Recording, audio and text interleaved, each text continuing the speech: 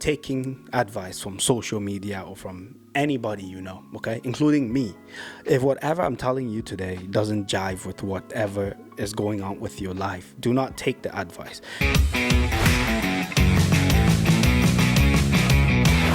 In today's video, I'll be discussing 9 things about life that I have learned that can impact you as well as your family or anyone, your kids or your parents. So I'll give them in no particular order. Just take them with a grain of salt because some of them could be very relative and could not apply to you.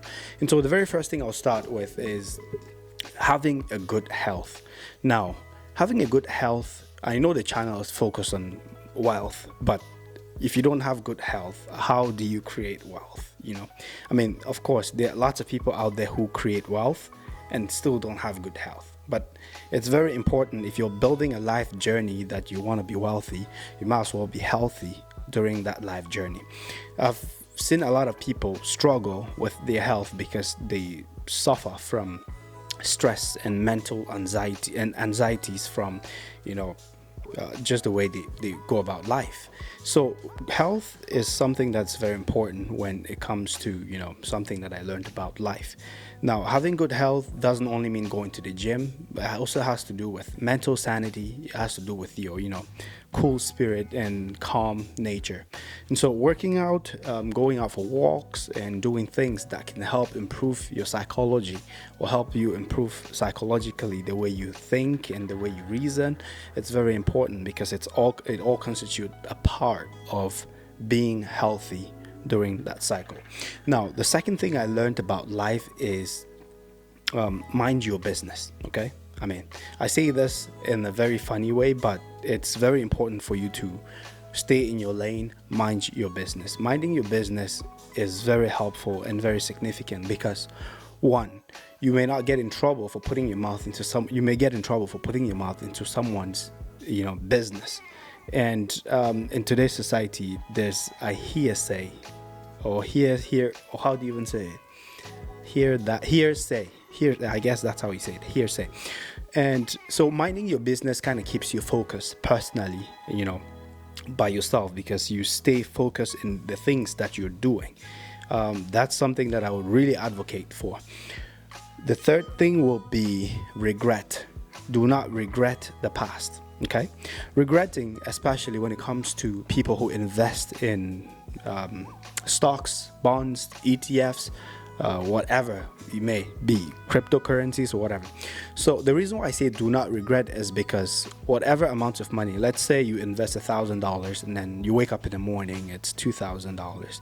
Now be contented with what you have, because if you start living in regret and saying, well, I wished I put 10 grand in there to make 20, that is a selfish mindset, and it could lead you into losing more money, because then you will go and start looking for projects to invest in that would give you quick returns. So avoid regretting the past. I'm not saying it's not bad, it's not good to regret. It's good to regret some of the things you did in the past, but find better ways to ameliorate and figure out that, okay, this is something that I should do. Maybe go a certain way, or go this other way.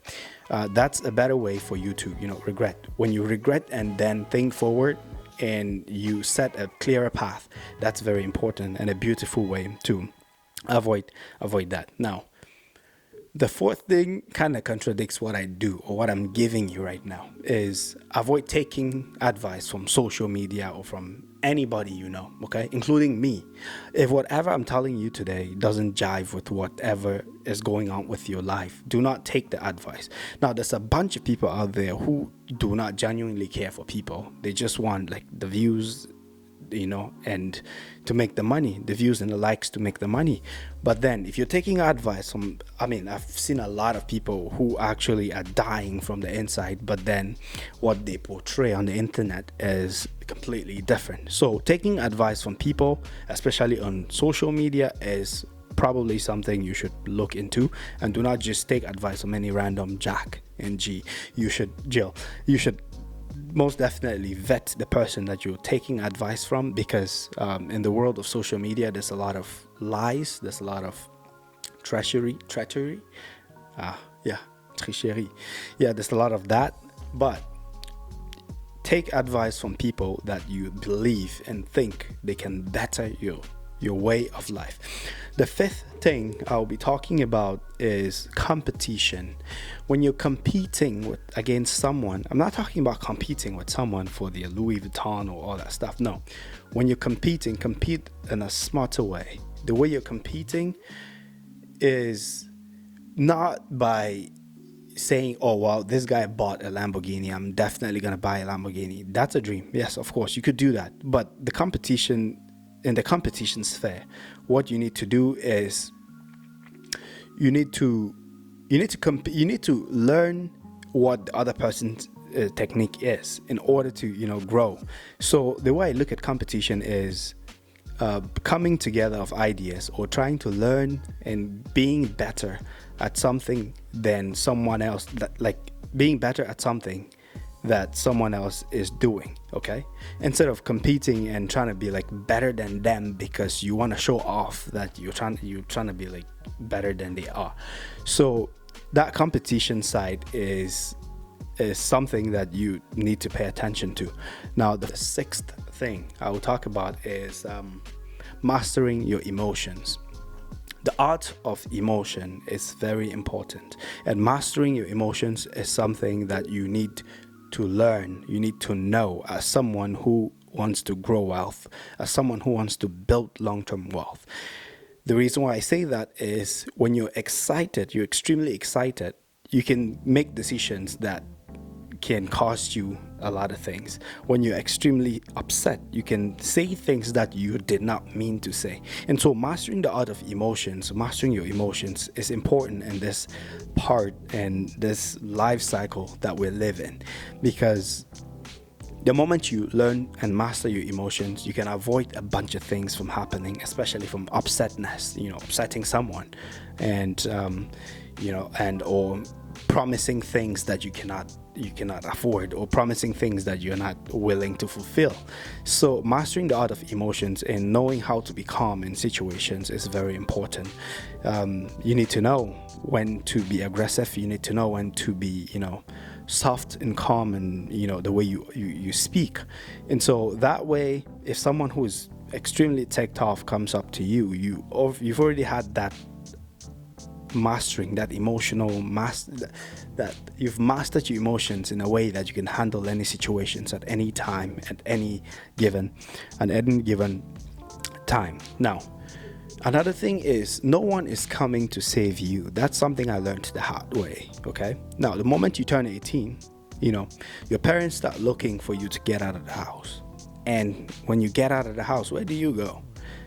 If, say, you got out of the house and you met a bunch of drug dealers, or you met a bunch of people whose lives are not basically straight, you can get easily influenced, because at that age, technically, you're still psychologically not very developed. Okay, take this with a grain of salt, but most 18-year-olds are not really developed in order to make decisions that can better themselves.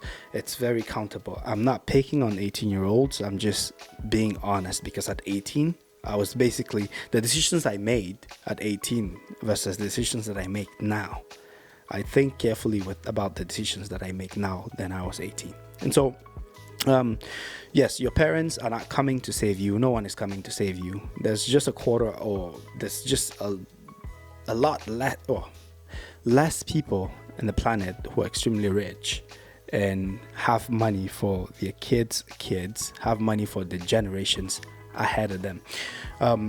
That's why I say no one is coming to save you, because they will not say, hey, I have got this money for you, or I have this thing set up, or a trust fund. Like I said, it's just a small amount of people who actually have trust funds that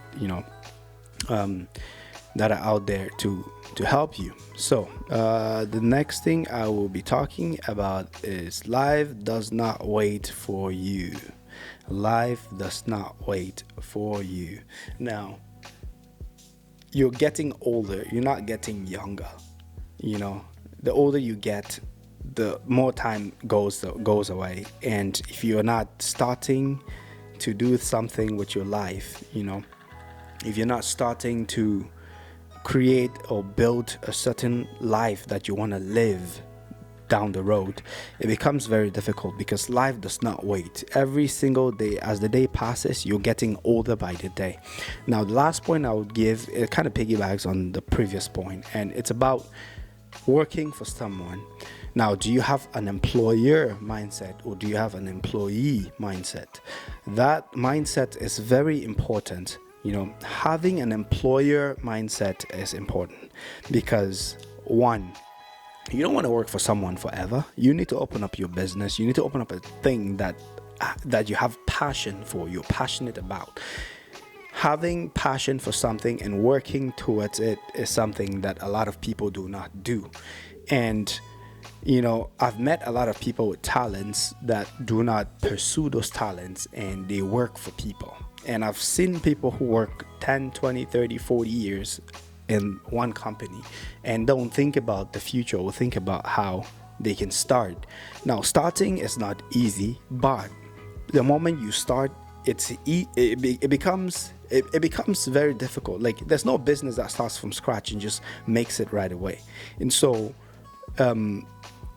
starting is very important. If you start, it doesn't mean that you should give up. I mean, starting is, first of all, a process. I'd rather you start and fail than regret that you did not start. It's like, okay, well, you had to play a jackpot. You had numbers in your head. And I don't advocate for jackpots anyway. So you had numbers in your head, and the following morning you see the numbers on the screen. You would shoot yourself, because basically you had those numbers and you didn't play. So I'd rather you do it than regret that you didn't do it. That way you feel fulfilled that you tried and failed. I know a lot of people talk about shame, and when you start something, you don't succeed, you fail in it. A lot of it becomes very shameful. It becomes like something.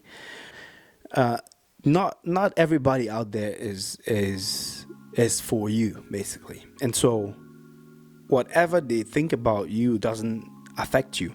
And so don't be all emotional. Don't be all like, because I failed, someone is laughing at you. No, life is not about people laughing at you. You need to get up, work hard, and make those people laughing at you see that you're working hard. Ladies and gentlemen, if you find value in what I am discussing with you tonight, please make sure to smack up that bell and subscribe button. Share with all your friends. Now, another thing that I would like to touch on is basically working in silence and then celebrate privately. Basically, is it working in silence and celebrate? Yes. When you work in silence and then celebrate privately, you achieve a lot of things. The moment you're very humble, because humility is the key to prosperity. Humility is something that a lot of people lack, and I believe the moment you're humble, you start building a business and you're very quiet about the business and it's succeeding. You can celebrate in private. Bring your friends. Like I said, not a lot of people are out there for you. Bring your friends, your close friends and family members, so that you all can sit down and chit chat and have a few drinks about your success. Don't share all your secrets out there. However you make money, whatever money you make, do not share that secret. It's very important for you. So, ladies and gentlemen, like I said, if you found value in everything that I discussed tonight, make sure to smack up the bell, share with your friends, family members, including every single person in your household. Without further ado, your boy Kenny is out.